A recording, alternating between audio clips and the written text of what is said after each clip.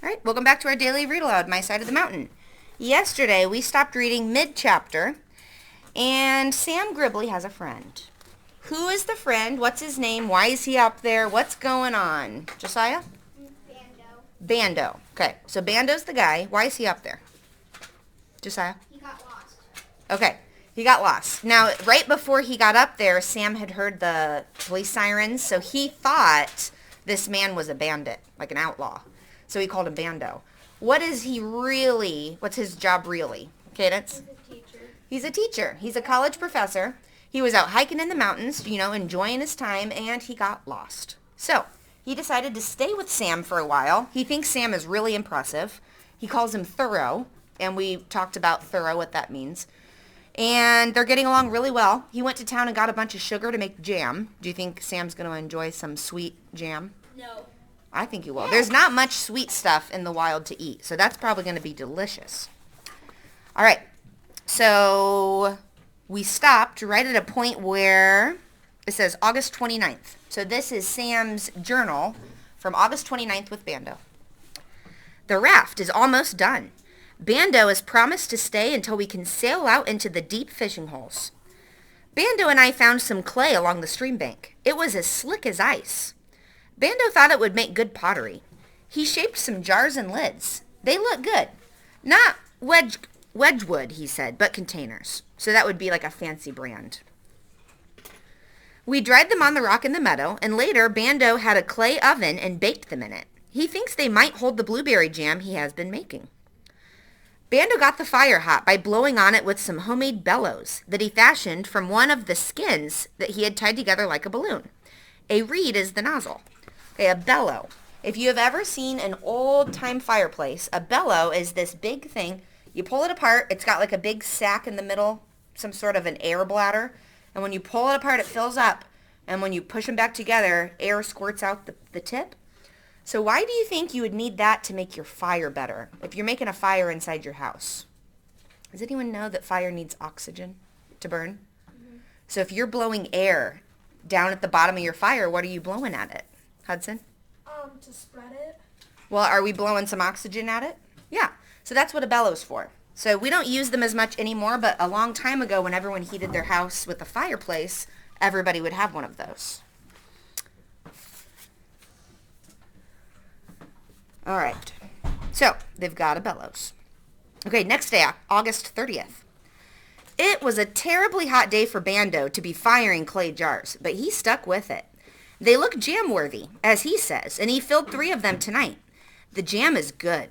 The pots remind me of crude flower pots without a hole in the bottom. Some of the lids don't fit. Bando says he will go home and read more about making pottery so that he can do a better job next time.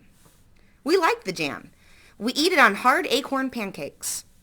Later, Bando met the Baron Weasel today for the first time. I don't know where the Baron has been this past week, but suddenly he appeared on the rock and nearly jumped down Bando's shirt collar. Bando said he liked the Baron best when he was in his hole. All right, and then we move on another few days to September 3rd. Bando taught me to make willow whistles today. He and I went to the stream and cut 2 fat twigs about 8 inches long. He slipped the bark on them. That means he pulled the wood out of the bark, leaving a tube. So there are some types of wood where you can pull out the fibery wood stuff out of the tube that makes it into a stick. So they've kind of hollowed out a tube of wood. And he made a mouthpiece at one end, cut a hole beneath it, and used the wood to slide up and down like a trombone. We played music until the moon came up. Bando could even play jazz on the willow whistles. They are wonderful instruments, sounding much like the wind in the top of the hemlocks. Sad tunes are best suited to willow whistles. When we played The Young Voyager, tears came to our eyes. It was so sad. Do you think music would make you more emotional if you hadn't heard a song in like a year? Yeah. Wouldn't that be weird if you hadn't heard music in a year? Yeah, you got to think about how it would feel for him. There were no more notes for many days. Bando had left me saying, "Goodbye, I'll see you at Christmas." I was so lonely that I kept sewing on my moccasins to keep myself busy. I sewed every free minute for 4 days, and when they were finished, I began a glove to protect my hand from frightful sharp talons. One day, when I was thinking very hard about being alone, Frightful gave her gentle call of love and contentment. I looked up. "Bird," I said. I had almost forgotten how we used to talk. She made tiny movements with her beak and fluffed her feathers. This was a language I'd forgotten since Bando came. It meant she was glad to see me and hear me, that she was well fed and content. I picked her up and squeaked into her neck feathers. She moved her beak, turned her bright head, and bit my nose very gently. Jesse Coon James came down from the trees for the first time in 10 days. He finished my fish dinner. Then, just before dusk, the Baron came up on his boulder and scratched and cleaned and played with a fern leaf. I had the feeling we were all back together again. All right. If you were Sam, how would you have felt when Bando left? Noah?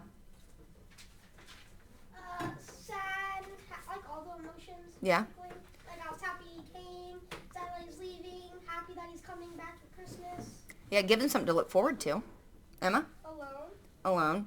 Definitely. Once you're used to not having people and then a person came and leaves, it would remind you how lonely you are. Alex? The same thing snow, sit scared. Yeah. Christmas. Yeah. It can get colder. That's true. Knowing he's coming back at Christmas, he has to wait out a lot of winter before he's coming back, right? All right, good. Do you think any of you would feel kind of happy that you can get back to doing just what you used to do? Because I think maybe I would have felt a little sad, kind of like Noah said, but a little happy to get back to my gang of animals and just doing what we do best, right? So I like how you said all the emotions. All right, we'll start this next chapter. The autumn provides food and loneliness. September blazed a trail into the mountains. First, she burned the grasses. The grasses seeded and were harvested by the mice and the winds. Then she sent the squirrels and chipmunks running boldly through the forest, collecting and hiding nuts.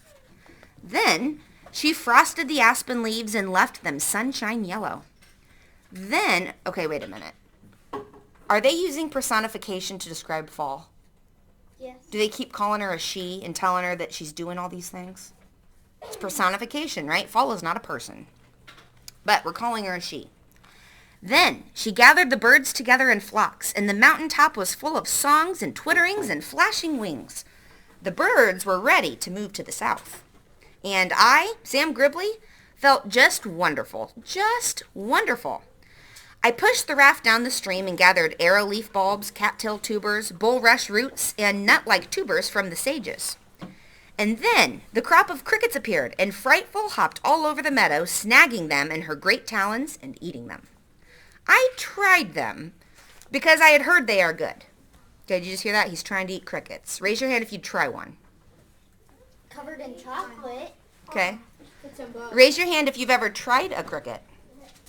Okay, some of you. I have tried them. Didn't love them. The ones I had were dried out and they were kind of covered in a powdery seasoning. And I basically just like swallowed it as quick as I could, but then all the little pieces were stuck in my teeth and I just kept thinking I was picking out pieces of cricket. I didn't like it. Madeline? I remember how to cricket about my brother. I think it was a chocolate covered one, but you had to spit it the farthest. But then I just went.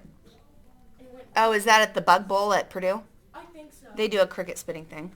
I've also eaten a mealworm with my last class. Actually, all of us tried one together, and that was pretty awful. So, but in other countries, do you guys know people get a lot of their protein from eating insects? Yeah. So if you're used to it, you're used to it. Okay, people around the world think some of the things Americans eat are so weird. Like they would never eat it. Just like Okay, one thing, I know a lot of countries around the world, they don't really eat peanut butter. They think peanut butter is the weirdest thing. Okay? But to us, we're used to it. We're used to it, so it tastes good. There are lots of things like that. So just because it seems strange to you doesn't mean it's a strange thing. Josiah? Some countries it's illegal to have beef. Really? Okay. So he's eating crickets. He doesn't really like them, but he tried them. All right. So I've heard they're good. I think, though, it was another species of cricket that was meant. So he's saying they don't taste good, right? I think the field cricket would taste excellent if you were starving. I was not starving, so I preferred to listen to them. I abandoned the crickets and went back to the goodness of the earth. I smoked fish and rabbit, dug wild onions by the pouchful, and raced September for her crop. October 15th. Today, the Baron Weasel looked moldy. I couldn't get near enough to see what was the matter with him. But it occurs to me that he might be changing his summer fur for his white winter mantle. If he is, it is an itchy process. He scratches a lot. So why does he need to change his fur before winter? Cadence? Okay, warmer number 1, so it's thicker fur. Emma? Did you hear about the color change? Yes. Okay, why is the color change important? So he can blend into the snow. Yep, if you are a brown animal in the winter, that doesn't help camouflage you, right? So he loses his fur. He's not looking moldy, but it's kind of like falling off in chunks. So a lot of animals do that, even cats and dogs. So before winter, my cats start getting more hair. In the summer, right before summer, they start to shed a lot more. So next time you see animals, kind of think about what type of fur they've got on. My dog is turning white. Yeah, from being old. Well, she's gonna turn 1 in May. So. Oh, okay. Gotcha. Maybe she's just still getting to her true colors. All right. Seeing the Baron changing his mantle for winter awoke the first fears in me.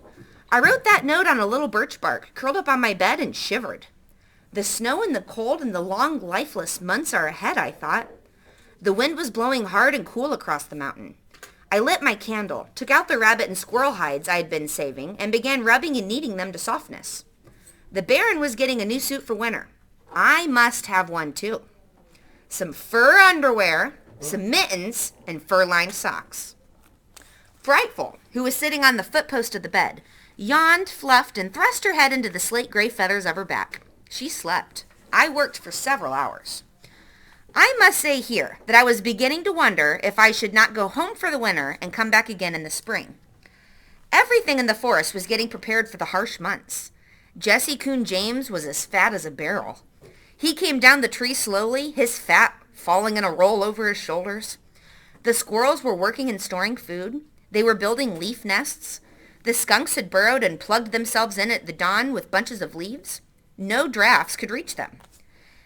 As I thought of the skunks and all the animals preparing themselves against the winter, I realized suddenly that my tree would be as cold as the air if I did not somehow find a way to heat it. And here's some notes. Today, I rafted out into the deep pools of the creek to fish. It was a lazy sort of autumn day, the sky clear, the leaves beginning to brighten, the air warm. I stretched out on my back because the fish weren't biting, and I hummed.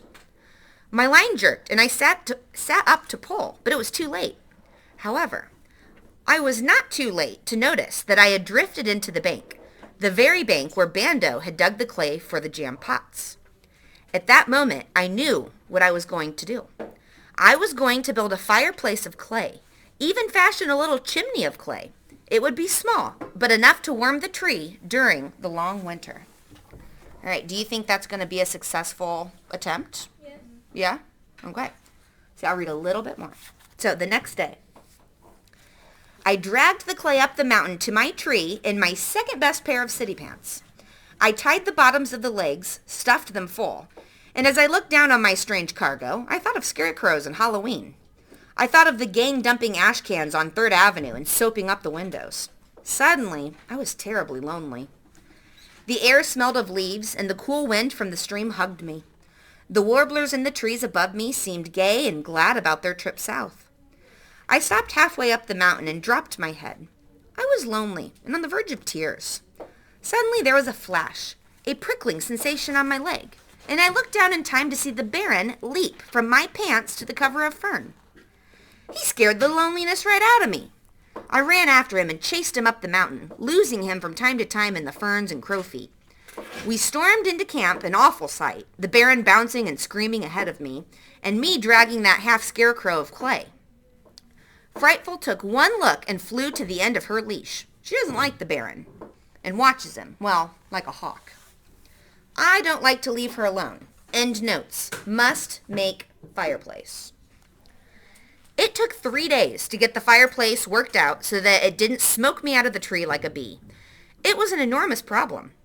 In the first place, the chimney sagged because the clay was too heavy to hold itself up. So I had to get some dry grasses to work into it so it could hold its own weight. I whittled out one of the old knotholes to let the smoke out and built the chimney down from this. Of course, when the clay dried, it pulled away from the tree, and all the smoke poured back in on me. Why will that not work? Can you breathe in a little room with all that smoke? No. No, you'll suffocate, okay? The fire sucks up all the oxygen, and what you'd have left with was not enough to breathe. So you have to have escape holes for your smoke to get out. So I tried sealing the leak with pine pitch, and that worked all right. But then the funnel over the fire bed cracked, and I had to put wooden props under that. The wooden props burned, and I could see that this wasn't going to work either. So I went down the mountain to the site of the old Gribbly farmhouse and looked around for some iron spikes or some sort of metal. I took the wooden shovel I had carved from the board and dug around what I thought must have been the back door or possibly the wood house. I found a hinge, old handmade nails that would come in handy, and finally, treasure of all treasures, the axle of an old wagon. It was much too big. I had no hacksaw to cut it into smaller pieces, and I was not strong enough to heat it and hammer it apart. Besides, I don't have anything but a small wooden mallet I had made. I carried my trophies home and sat down before my tree to fix dinner and feed Frightful. The evening was cooling down for a frost. I looked at Frightful's warm feathers. I didn't even have a deer hide for a blanket. I had used the two I had for a door and a pair of pants. I wish that I might grow feathers. I tossed Frightful off my fist, and she flashed through the trees and out over the meadow. She went with a determination strange to her. She's going to leave, I cried. I've never seen her fly so wildly. I pushed the smokefish aside and ran to the meadow. I whistled and whistled and whistled until my mouth was dry and no more whistle came. I ran onto the big boulder. I could not see her. Wildly, I waved the lure. I licked my lips and whistled again. The sun was a cold, steely color as it dipped below the mountain. The air was now brisk, and Frightful was gone. I was sure that she had suddenly taken off on a migration. My heart was sore and pounding. I had enough food, I was sure. Frightful was not absolutely necessary for my survival, but I was now so fond of her. She was more than a bird. I knew I must have her back to talk to and play with if I was ever going to make it through the winter. I whistled. Then I heard a cry in the grasses up near the white birches. And that's where we're going to stop. No. All right. I'll see you all tomorrow.